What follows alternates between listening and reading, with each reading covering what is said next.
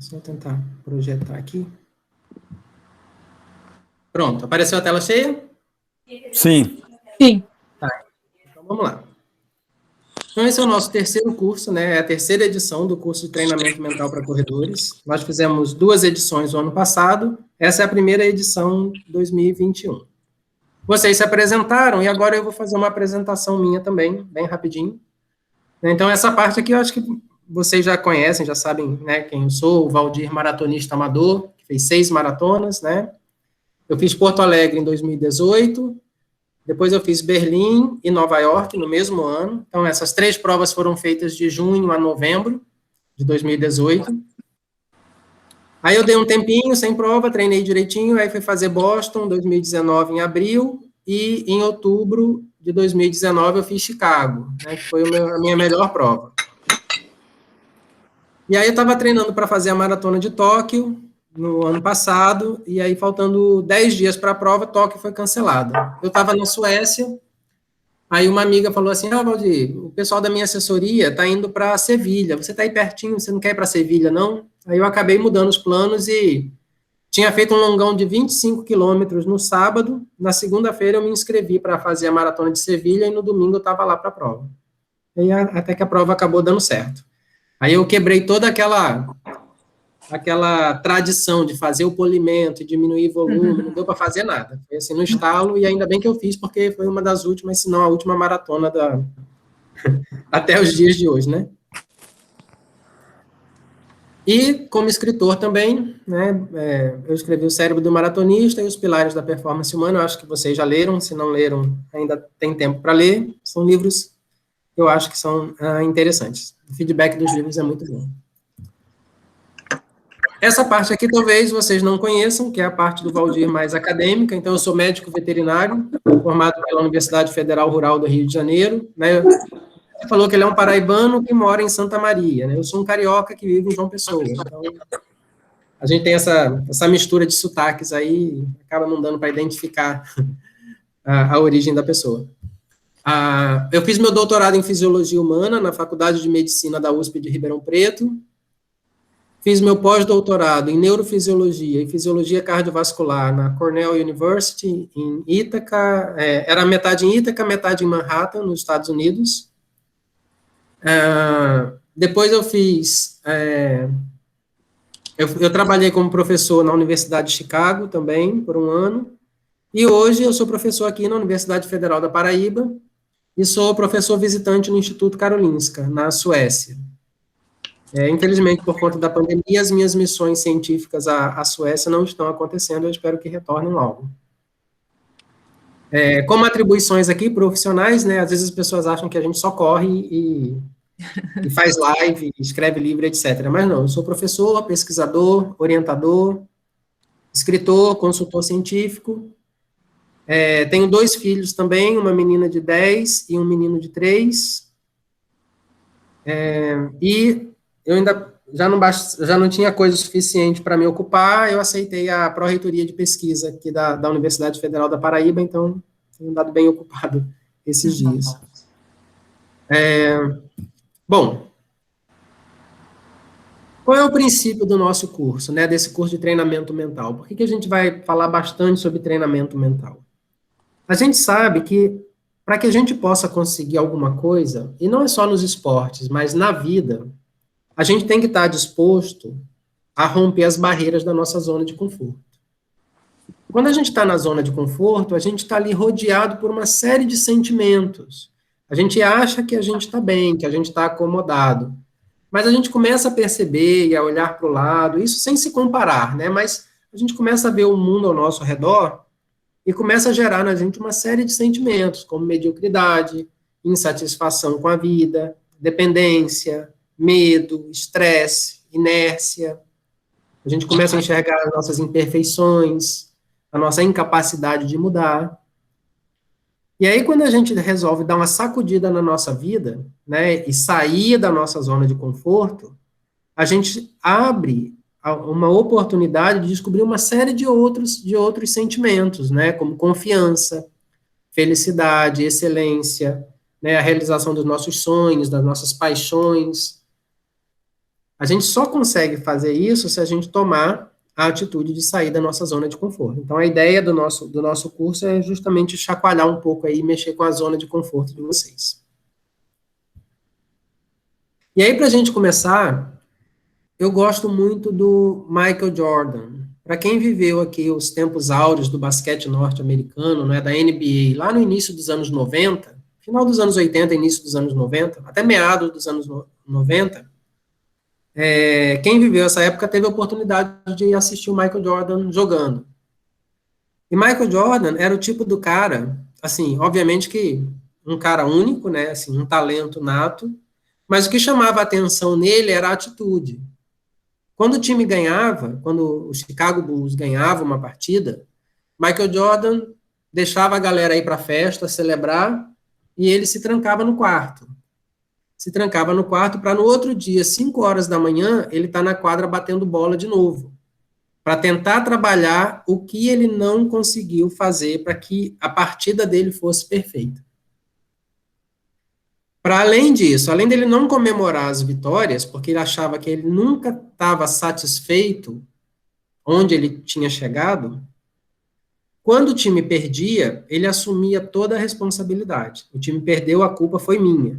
Quem tem que melhorar sou eu. Então, assim, era um cara excepcional. Tem um livro muito bom chamado Relentless, que foi o treinador mental dele que escreveu.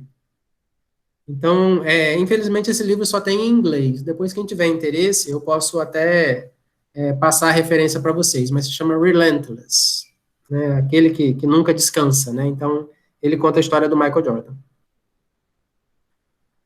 E Michael Jordan dizia o seguinte, essa frase é bem bacana, eu acho que ela ajuda a gente a nortear o nosso curso. Então, Michael Jordan dizia, eu posso aceitar o fracasso, todo mundo falha em alguma coisa, mas o que eu não posso aceitar de maneira nenhuma é eu não tentar. Então, se eu não tentar, o fracasso já está garantido. Agora, e se eu tentar e der certo? Eu só vou saber se eu tentar, né? E qual a importância, então, do treinamento mental para nós, corredores? Né?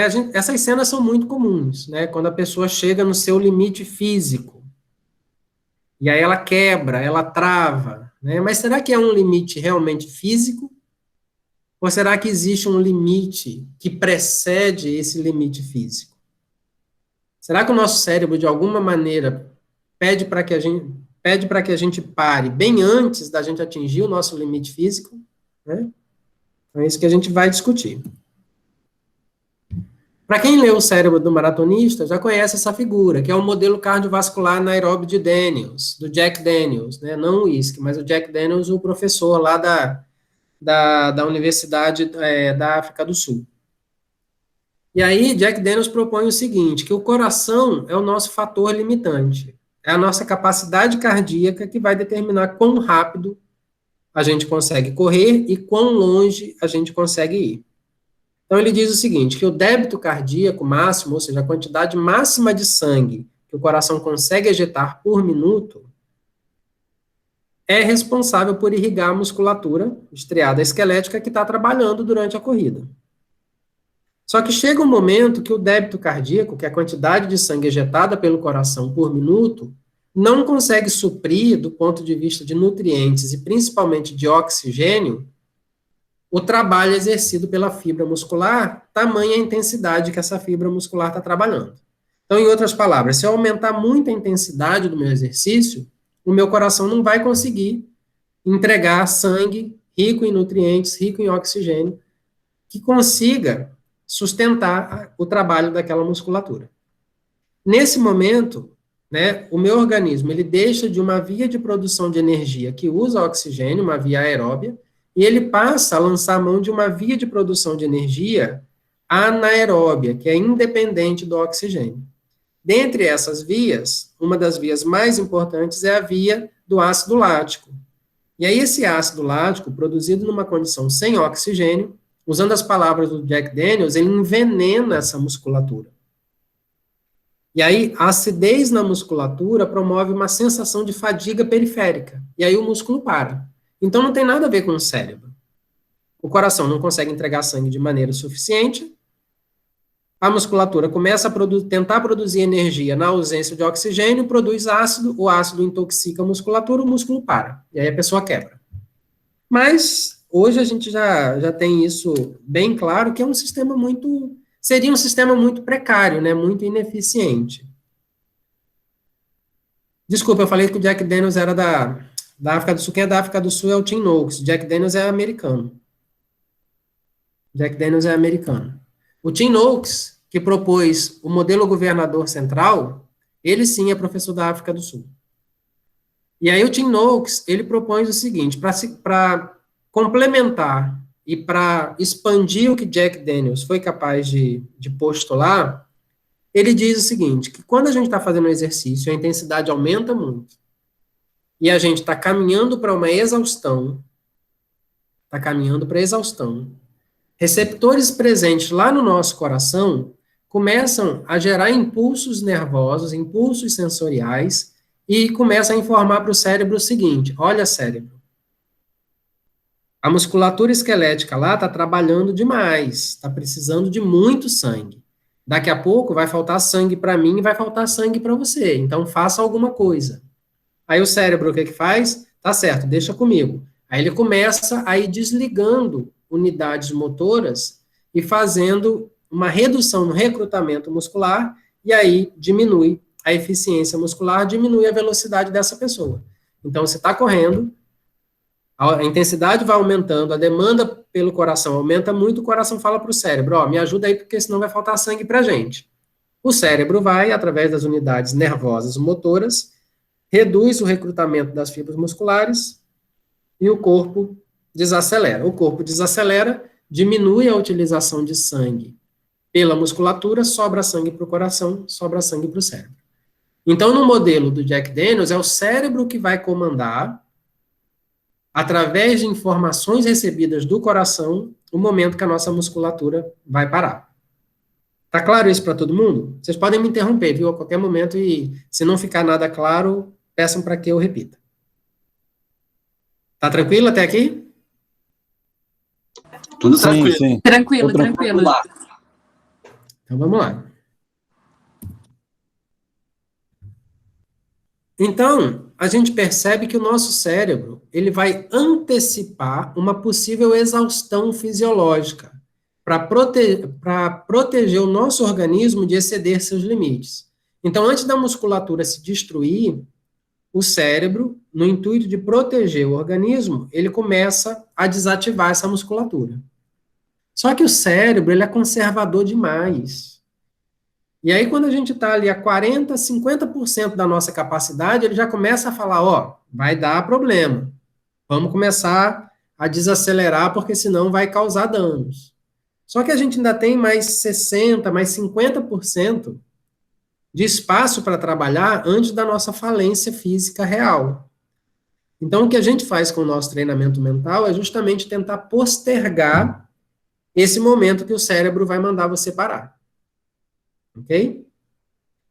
Então, para a gente entender como que esses mecanismos acontecem e onde a gente vai trabalhar, a gente começa postulando o seguinte. Nós temos uma área no cérebro chamada do nosso córtex motor. Na figurinha do cérebro aí do lado, vocês veem que tem uma faixazinha que está pintada em azul. Esse é o nosso córtex motor. É ele que coordena a maior parte da contração da musculatura esquelética durante a corrida. Então, os estímulos elétricos gerados lá no córtex motor são conduzidos por neurônios motores até o músculo e faz com que o músculo se contraia. E aí, quando o músculo começa a se contrair, se ele começar a exceder os seus limites, uma coisa muito interessante vai acontecer, e a gente vai ver agora. Foi feito esse experimento com esse ciclista. Observem isso na cabeça dele, né? Isso não são aqueles dreadlocks, não. Na verdade, o que ele tem na cabeça aí é uma série de eletrodos para poder ler as ondas cerebrais dele e para fazer a imagem do cérebro dele durante o exercício. E aí eles falaram para esse ciclista assim, olha, você vai pedalar agora até a exaustão, até você não aguentar mais. E aí, obviamente, que foi um estudo conduzido com vários ciclistas, né, nessa bicicleta estacionária. E aí eles observaram que muito próximo da exaustão, mas um pouco antes de atingir a exaustão, O ciclista está lá pedalando, pedalando, pedalando, a imagem do cérebro está sendo feita, e aí eles viam esses dois pontinhos amarelos, vocês estão vendo, né? Vendo aí? O pontinho amarelo indica atividade cerebral. Então, durante o esforço próximo ao máximo, próximo à exaustão, duas áreas no cérebro dele acendiam, começavam a ser muito ativadas. Que áreas eram essas? A ínsula, também chamado de córtex insular, e o tálamo. Então, essas áreas, tanto o córtex insular quanto o tálamo, recebem informações da periferia de possíveis estímulos que podem causar danos ao organismo, como fome e, no caso da corrida, podem causar dor. Então, ele está caminhando para a exaustão, pode acontecer dele começar a sentir dor nessa musculatura, começar a ter destruição de fibra muscular. Estímulos elétricos vão ser conduzidos agora da musculatura de volta para o cérebro, para essas áreas, para o córtex insular e para o tálamo, e informar, olha, tem uma situação de perigo prestes a acontecer. Faça alguma coisa. Tá claro? Sim.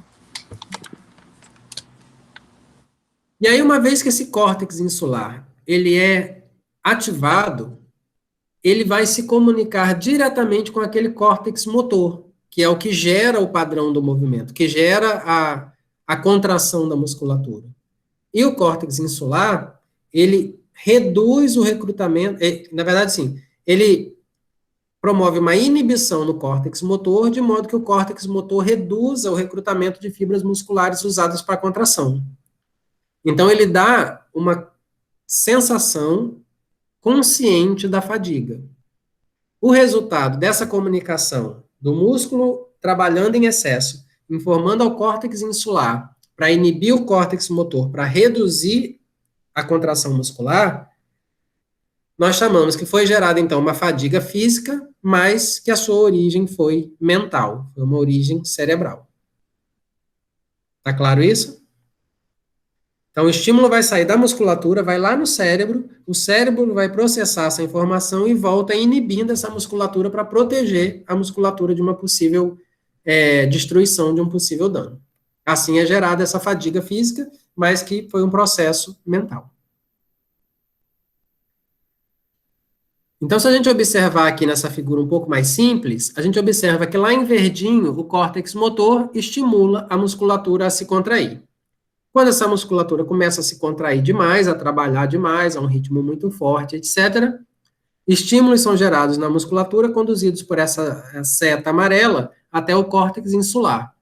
O córtex insular fala para o córtex motor: maneira aí, recrute menos fibra porque vai causar dano. O córtex motor para de mandar informação para a musculatura contrair, o ritmo diminui. E aí, qual é a grande diferença entre os atletas de elite e os atletas amadores? Os atletas de elite conseguem, de alguma maneira, reduzir e muito essa influência do córtex insular sobre o córtex motor. Quanto mais eu conseguir deixar o meu córtex insular, que vai ser o inibitório do movimento, de fato, quanto mais eu conseguir deixar esse córtex insular quietinho, mais o meu córtex motor vai poder trabalhar, mais eu vou conseguir correr mais rápido e mais eu vou conseguir ir mais longe. Tá certo? Então, as técnicas que a gente aplica é justamente para causar uma ruptura nessa comunicação do córtex insular com o córtex motor. Ok?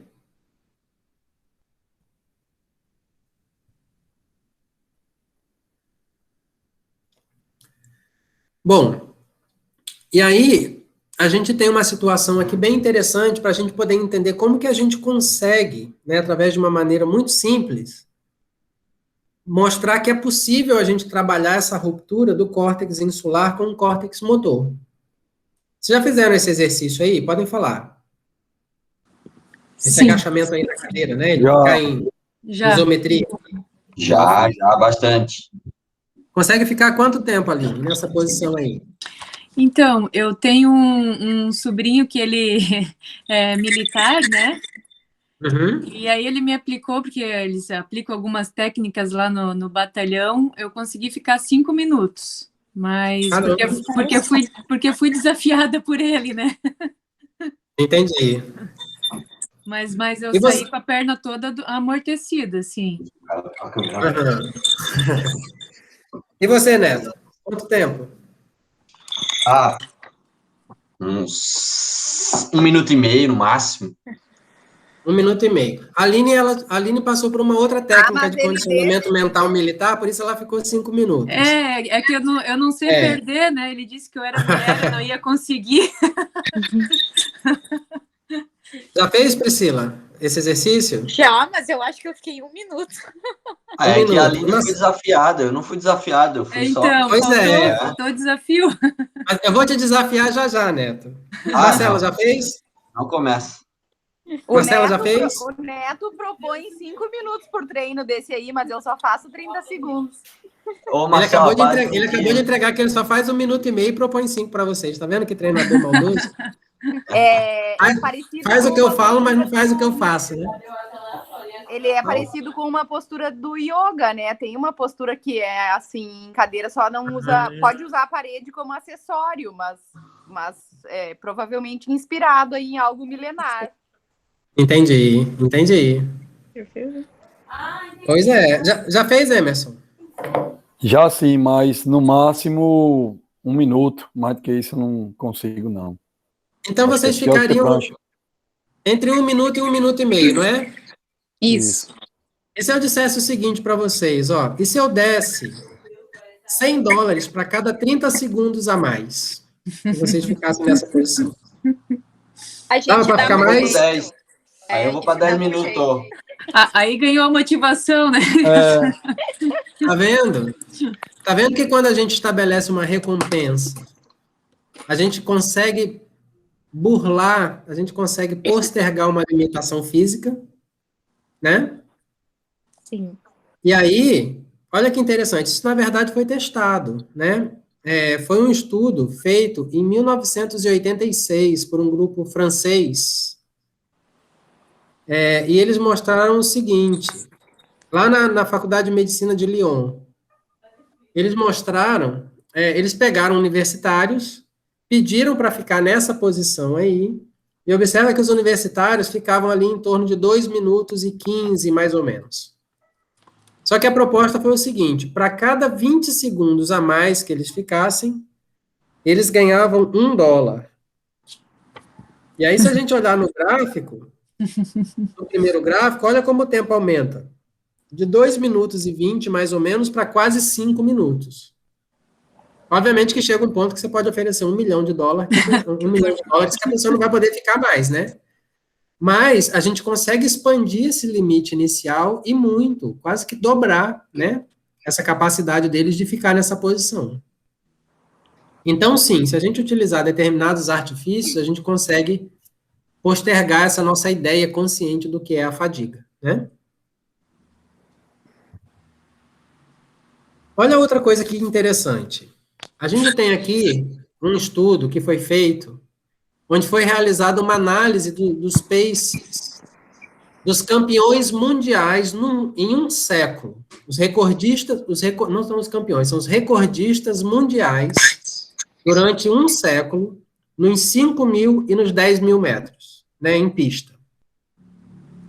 E aí vamos olhar só aqui para o gráfico dos 5.000. Estão vendo aí que tem o primeiro, segundo, terceiro, quarto e quinto quilômetro, e o tempo está ali em segundos. Observa que para todos eles, né, e foram 32 corredores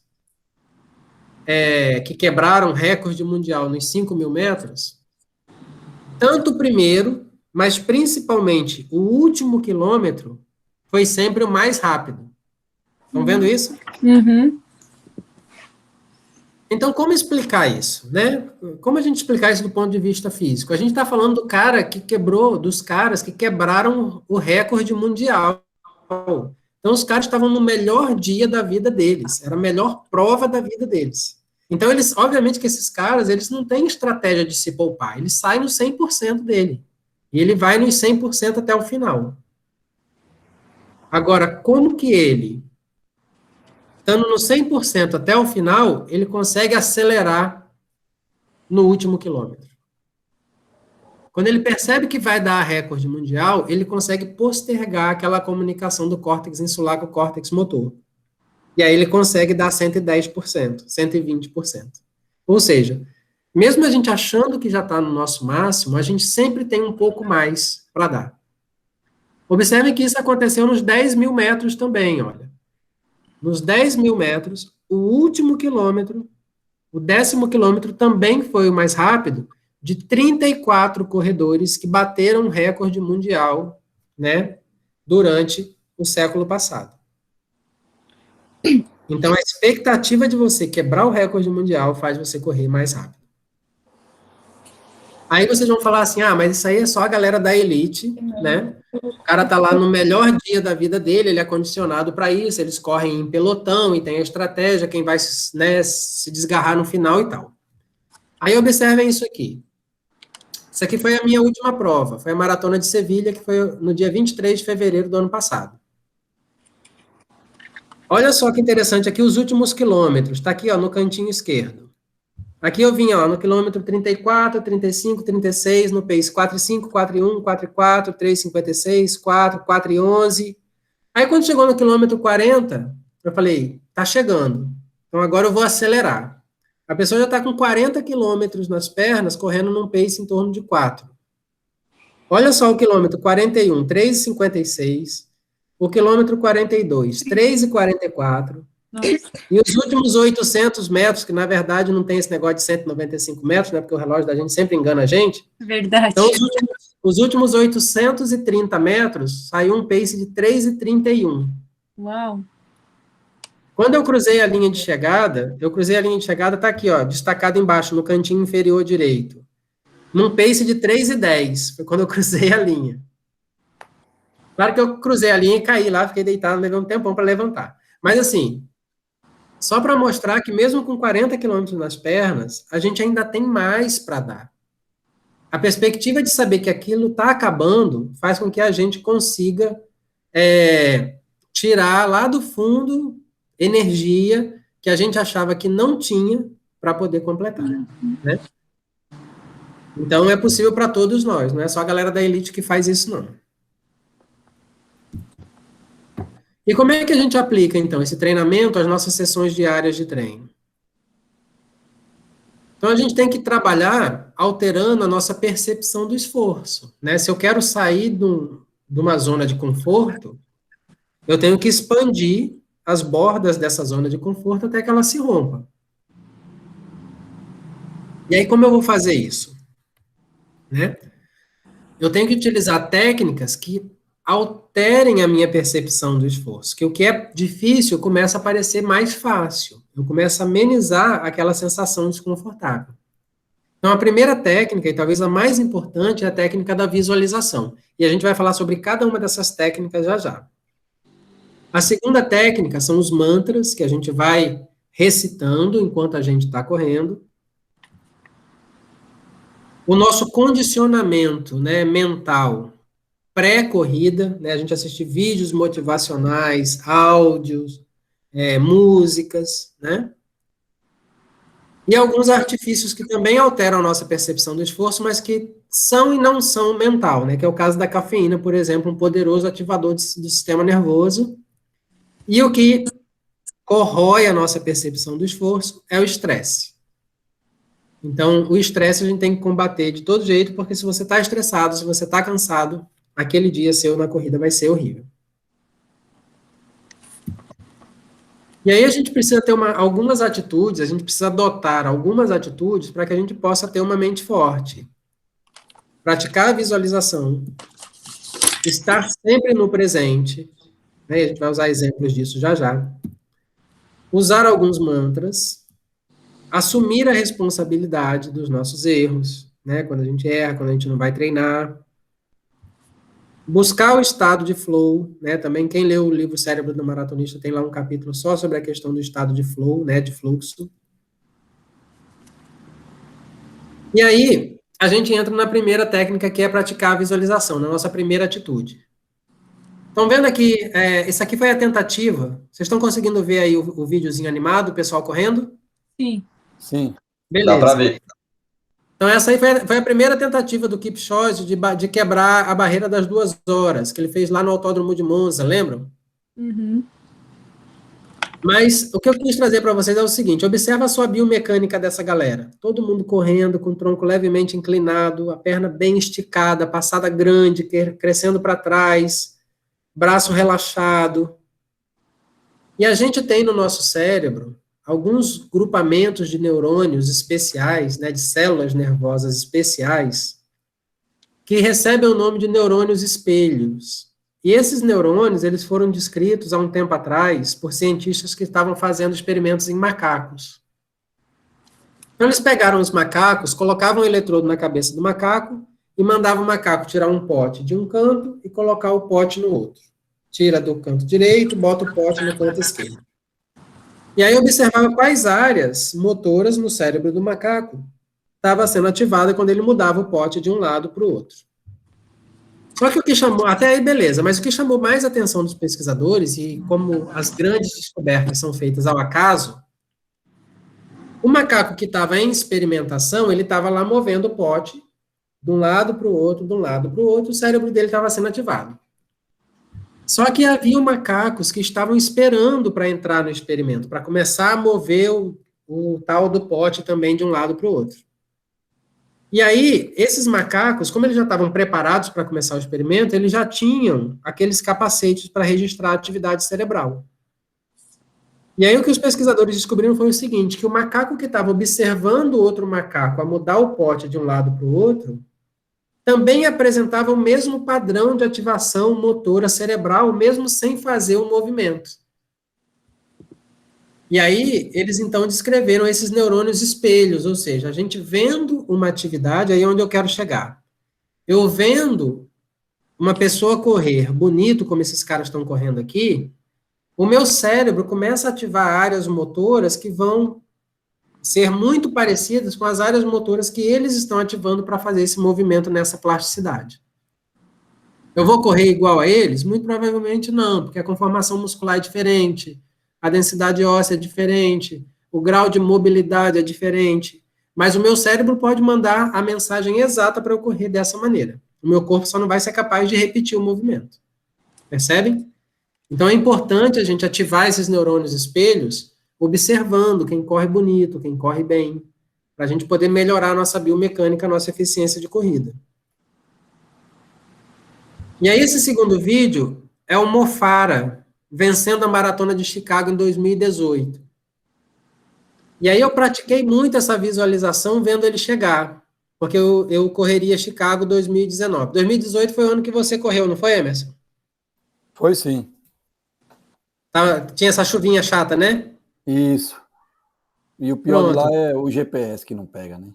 É, exatamente. O GPS Chicago é terrível. E aí eu ficava visualizando essa chegada, eu falei, caramba, eu vou passar aí, e eu também quero ver o meu tempo lá naquele relógio. Não vai ser 2h05, lógico, mas eu quero fazer um bom tempo. E eu quero cruzar essa linha. E aí eu assisti esse vídeo várias vezes, me imaginando cruzando essa linha de chegada aí. E aí o que aconteceu? No ano seguinte, eu cruzei essa linha de chegada. Não fiz o tempo do Mo Farah, mas consegui fazer o meu melhor tempo na prova. Então, assim, a gente imaginar, a gente conseguir terminar bem uma prova, terminar bem um treino, a gente conseguir superar um obstáculo no meio do caminho, e a gente visualizar isso ajuda muito. Colocar, por exemplo, um tempo que a gente quer fazer na prova, obviamente que dentro da nossa realidade, do que a gente está treinado para fazer. Colocar esse tempo, por exemplo, de fundo de tela do celular, e você todo dia olhar aquele tempo e aquele pace, ajuda o seu cérebro a ir se condicionando, a ir se sugestionando a você executar aquela tarefa. Então, como que a gente prepara a nossa mente? Né? Visualizar o trajeto do nosso treino na nossa mente. Então, eu vou sair para fazer um longão. Então eu vou até aquele posto de gasolina, de lá eu vou seguir mais um pouquinho, vou até o supermercado, vou fazer a volta lá naquela rotatória, e aí eu passo de novo pelo mercado, só que aí eu vou virar na rua tal, vou passar em frente ao colégio. Então visualiza tudo que vai acontecer, todo o trajeto que você vai fazer. Depois disso, imagina sentindo desconforto muscular e você resolvendo isso para não atrapalhar seu treino. né, a gente tem essas dores fantasmas, que às vezes dá uma fisgada, uma contração fora de hora, a gente se assusta logo, acha que vai parar, e de repente essa dor vai embora. Acontece muito isso no meio da maratona. Então, a gente visualizar esse desconforto aparecendo e a gente conseguindo resolver e superar, ajuda se isso realmente acontecer na hora do treino, na hora da prova. Imaginar um isotônico geladinho, ou uma água de coco, ou o que quer que seja, te esperando após o treino, né? E aí a gente costuma criar uma recompensa em dia de treinos mais duros.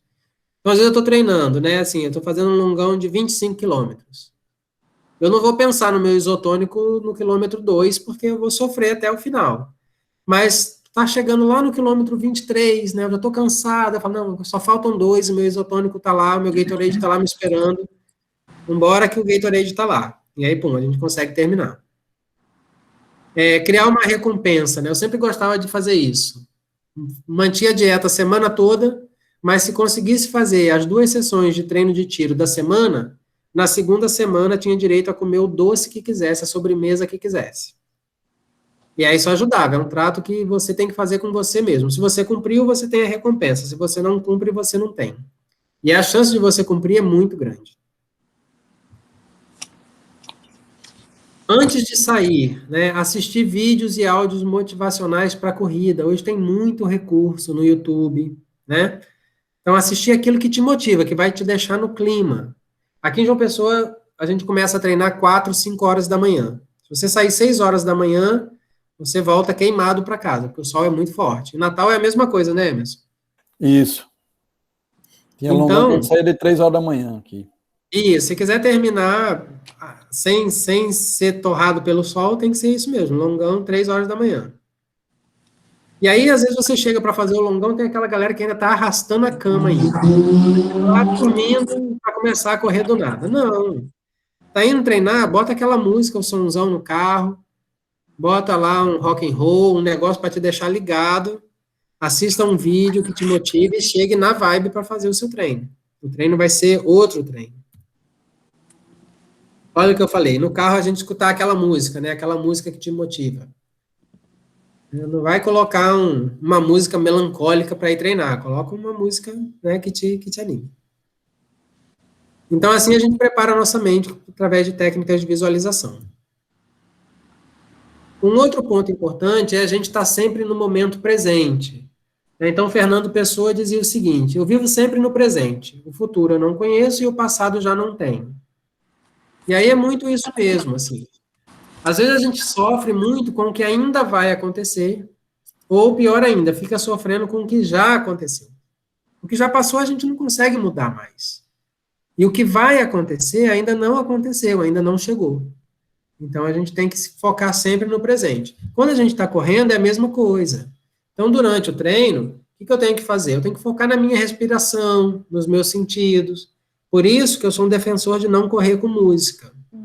E quando a gente corre com música, a gente está lançando mão de um artifício para a gente fugir da corrida, para a gente não se perceber. Tipo, eu odeio correr, eu vou ouvir música para o treino passar mais rápido, né? Mas isso é uma opinião pessoal. Então a gente tem que focar nos nossos sentidos, para a gente tentar estar sempre no presente. Né? E aí, a Marcela pode até falar alguma coisa sobre a questão do yoga, que ajuda muito a você realmente se perceber, né? Você se conhecer e você estar no momento presente.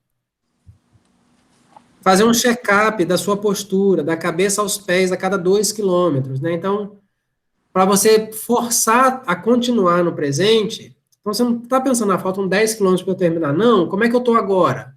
Como é que está a posição da minha cabeça? Como é que estão os meus ombros? Estão relaxados? Os meus braços estão se movendo direitinho? Né? Como é que está a minha passada? Como é que o meu pé está entrando no chão? Estou fazendo muito barulho quando eu estou pisando no chão? E aí a gente vai passando esse check-up a cada 2 quilômetros. Então, terminou esse check-up, eu sei que daqui a 2 quilômetros tem outro check-up desse. E aí a gente vai corrigindo, né, o que a gente estiver achando de errado. Atentar ao som das passadas, o som que o nosso pé faz quando bate no chão diz muito do quão confortável ou quão desconfortável a gente está correndo. Concentre-se em cada quilômetro e não no tamanho ou na duração do treino. Então, pense naquele quilômetro, como eu estou fazendo esse meu quilômetro, como está o meu ritmo, voltando lá em cima, como está a minha respiração, como está o meu corpo. Porque se eu ficar pensando no tamanho do treino, o meu cérebro vai se sobrecarregar achando que a tarefa é muito grande. Então, eu tenho que dividir em pequenos pedaços, né? Sempre que possível, divida o treino em trechos menores na sua cabeça, cumprindo uma tarefa de cada vez. Né? Então, assim, eu tenho um longão de 30 quilômetros. Caramba, passei no quilômetro 1, faltam 29. Não, pensa assim, olha, de novo, eu vou correr até aquela padaria, depois da padaria eu vou até aquele shopping, depois do shopping até o posto de gasolina, e aí vai dividindo e vai cumprindo essas pequenas tarefas. Fica muito mais fácil de terminar o treino, do que eu pensar no tamanho todo do treino, né? Então, tudo isso é para a gente estar o máximo possível no momento presente. Usar alguns mantras, né? Isso também quando a gente está correndo. Então, assim, tem uma série de mantras e eu sugiro que vocês criem os mantras que sejam, que sirvam de motivação para vocês. Né? Às vezes eu estou correndo e aí eu acho que eu estou perdendo o ritmo, eu acho que eu estou ficando cansado, eu acho que eu não estou preparado, meu cérebro começa a querer me sabotar e eu vou repetindo para mim mesmo. Eu sou forte, eu sou rápido, eu me sinto bem. Eu sou forte, eu sou rápido, eu me sinto bem. Então, sempre que um pensamento ruim vier para tentar te jogar para baixo, para você diminuir o ritmo, para você parar, você joga um mantra em cima para escrever por cima, né, do que você estava pensando, para se sobrepor ao que você estava pensando. Começou a sentir um desconforto, que não seja uma lesão, obviamente, né, pensar que a dor é temporária, mas desistir é para sempre. Às vezes você está correndo, sei lá, estoura uma bolha no teu pé. Você, meu Deus, e agora? Ferrou, estourou uma bolha, vou ter que parar, estou com um calo. Mas não, toca em diante, toca em frente. Às vezes você está numa prova, faltam 3 quilômetros e estourou uma bolha. Você vai parar? Aquela dorzinha ali vai embora. Agora, se você está caminhando para fazer um RP, ou você vai terminar bem a prova, e de repente você vai desistir por uma coisa que você pode suportar, você nunca mais vai se perdoar por ter desistido. Foi isso que eu pensei quando eu fui acidentada ali. Eu só pensava, dor é temporária, desistir é para sempre, né? Foi meio insano por conta do que aconteceu, mas é muito interessante mesmo. E olha só que bacana, Aline, você vai contar essa história para sempre, com muito orgulho. Imagine se você tivesse desistido, a história de frustração que você ia contar. Exatamente. Né? Então, pronto. Então, é exatamente isso. Esse mantra aqui eu peguei de um colega. Ele pesa uns 140, acho que uns 130 quilos. Ele foi fazer a maratona de Floripa. Foi estrear na maratona de Floripa. E ele tem um filho autista. E ele fez a maratona para o filho dele. Então ele vinha correndo, né? E eu sempre cruzava com ele aqui na orla, ele treinando bem direitinho e tal, mas assim, muito grandão, muito pesado. Ele tem quase 2 metros de altura. E aí ele me contou depois como foi a maratona para ele. Ele vinha no limite do limite para os caras irem eliminando. Sabe quando vai fechando a prova no final? Uhum. E ele disse que ele foi a prova toda repetindo esse mantra para ele. Só termina quando eu paro, mas eu só paro quando termina. Só termina quando eu paro, eu só paro quando termina. E ele conseguiu, com mais de 6 horas de prova, dividir uma bandeira da luta contra o autismo, né, com o filho dele chegou junto com ele. Pensa que história. E aí a pessoa fica preocupada, alguém que faz uma maratona sub-3. Tem história mais bonita do que essa? De maior superação do que essa? Então, esse é o bacana da corrida. E aí ele me passou esse mantra e eu peguei esse mantra dele e eu também uso nos meus treinos. Só termina quando eu paro. E eu só paro quando termina. Né? Uma outra coisa também que é um mantra e que a gente pode praticar na vida real para que esse mantra se torne ainda mais forte. Meu último quilômetro é sempre o quilômetro mais forte. Então, durante os treinos, é sempre bom a gente tentar condicionar o nosso organismo a fazer o último quilômetro mais forte, a fazer o último tiro de uma série de 10, sendo mais forte. Porque aí, naqueles momentos da prova, onde eu estou cansado, onde eu já estou no meu limite, eu trago isso de volta. Caramba, nos meus treinos, eu fazia 8 tiros de 1 quilômetro e meu último quilômetro era o mais forte. Nos meus longões, eu conseguia fazer o último quilômetro mais forte. Então, agora, na prova, o meu último quilômetro vai ser o mais forte. Foi o que eu fiz em Sevilha. Por mais que eu tivesse cansado, com 40 quilômetros nas pernas, eu falei, não, o meu final é forte. Eu tenho condições de fazer um final forte. Ia repetindo aquilo e ia correndo. E aí a gente faz os treinos de tiro muito forte, e aí o ritmo de maratona, por exemplo, é um ritmo mais confortável. E aí, quando o ritmo de maratona começa a ficar desconfortável, a gente recorre a esse mantra. Meus treinos de tiro eram muito bem, eram num ritmo bem mais forte que esse. Então, por que eu estou me sentindo cansado agora? Eu corria a 3:10, por que 3:55 para mim está forte? Não, não está forte. Forte para mim era 3:10. 3:55 tem que estar confortável. Então, não posso estar me sentindo mal nesse ritmo. Entendeu? E aí, assim, o importante, como eu falei, é que vocês criem os mantras de vocês. O que é que funciona para vocês? Cada um tem o que motiva, né? Pode ser uma história, né, de um familiar, como Priscila falou. Pode ser a história de vencer uma doença, que foi o caso da hipertensão, como o Emerson falou. Ou superar um acidente, como a Aline fez. Então, criem mantras dentro de situações que vocês já passaram, que vocês já superaram. E aí usem isso, canalizem isso, para que isso vire potência, né? Vire um retorno motivacional forte para vocês durante a corrida.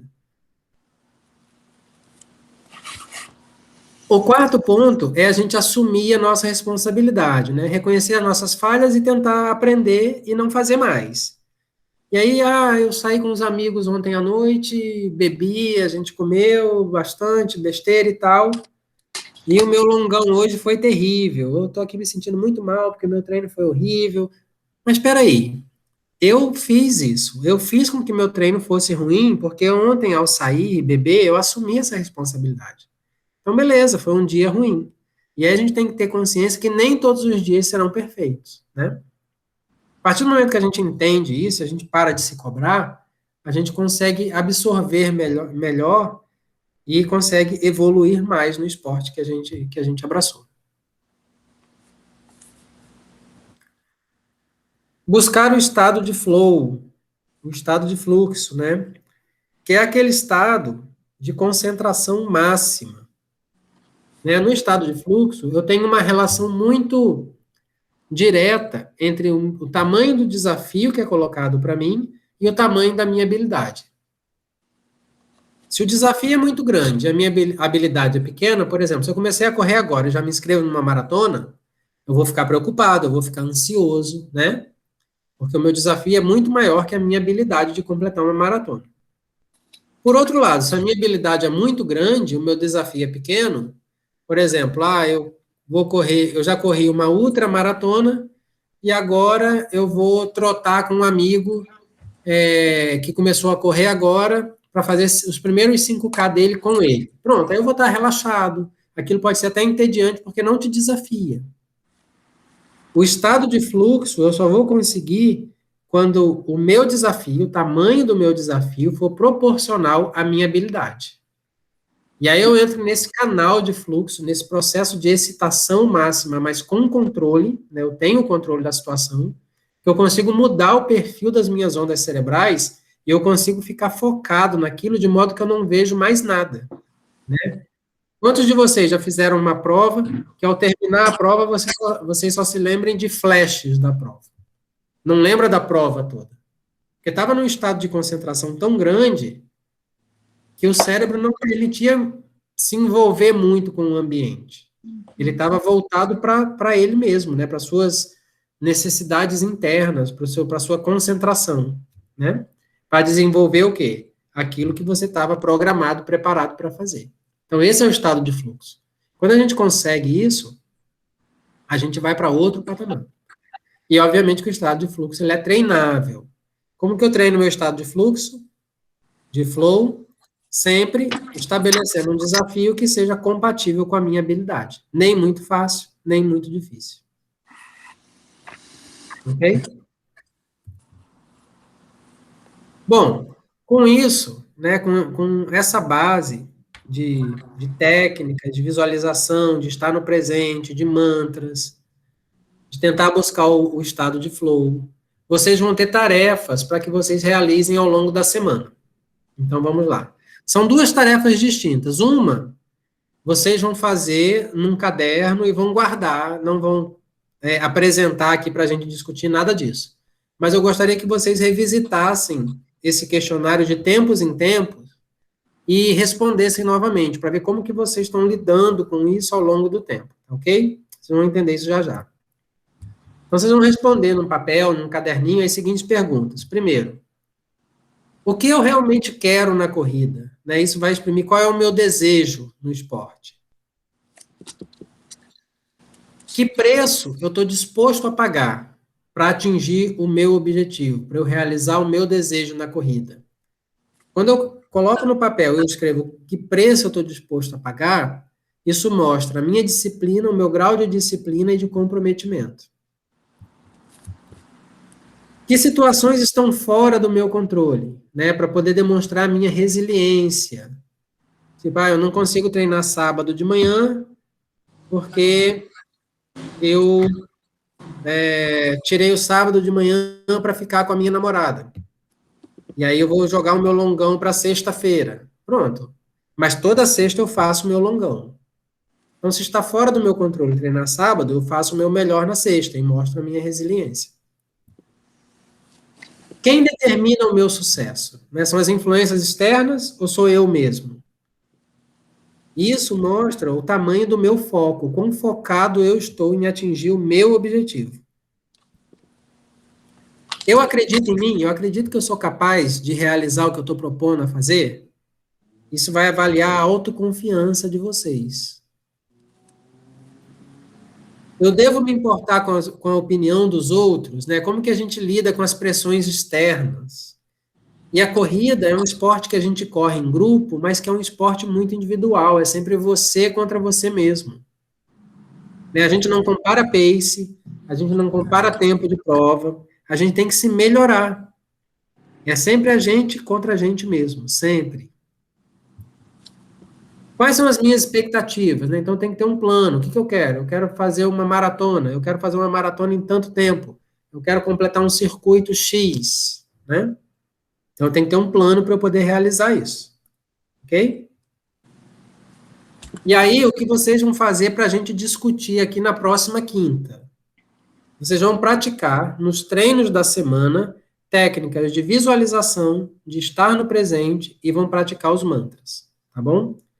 E aí eu quero que vocês anotem, após cada treino, o que vocês aplicaram naquele treino. Quem estiver treinando 2 vezes, 3 vezes, 4 vezes na semana, tente fazer isso em cada treino. E aí vai trazer para a gente discutir aqui na próxima quinta, para que a gente possa compartilhar essas experiências e todo mundo aprender, com o que deu certo e o que não deu certo, tá bom? Combinado? Combinado. Combinado. Show. Então, olha, anotar as impressões no papel, apontando se e como a sua percepção de esforço, né, a percepção sobre a corrida foi alterada. Eu estava cansando, mas aí eu usei o mantra tal e eu consegui uma sobrevida e terminei bem o treino, coisas desse tipo. Eu senti uma dorzinha, mas eu tinha me preparado mentalmente, eu sabia que aquela dor ia embora e ela foi embora e não me atrapalhou. Então, aí agora vai depender muito de vocês para que a gente tenha um encontro bem dinâmico na próxima quinta, tá bom? E aí, para a gente fechar, né, eu comecei com o Michael Jordan, eu vou fechar com o Mark Zuckerberg. E ele diz o seguinte, que o grande sucesso vem da liberdade de falhar. Ele lançou mais de 20 programas e ninguém nunca deu bola até que ele chegasse ao Facebook. Então, se a gente não se permite falhar, a gente nunca vai conhecer o que é o sucesso.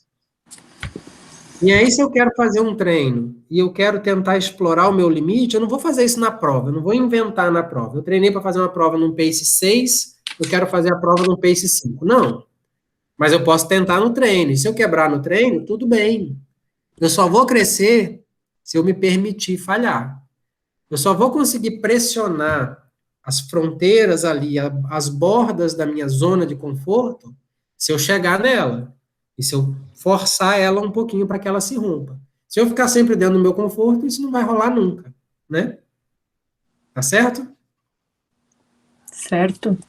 Certo. Perfeito. Então, pessoal, eu vou fechar a apresentação. Eu vou parar também a gravação para poder salvar aqui o vídeo. E a gente agora tem um tempinho para a gente poder discutir algumas coisas.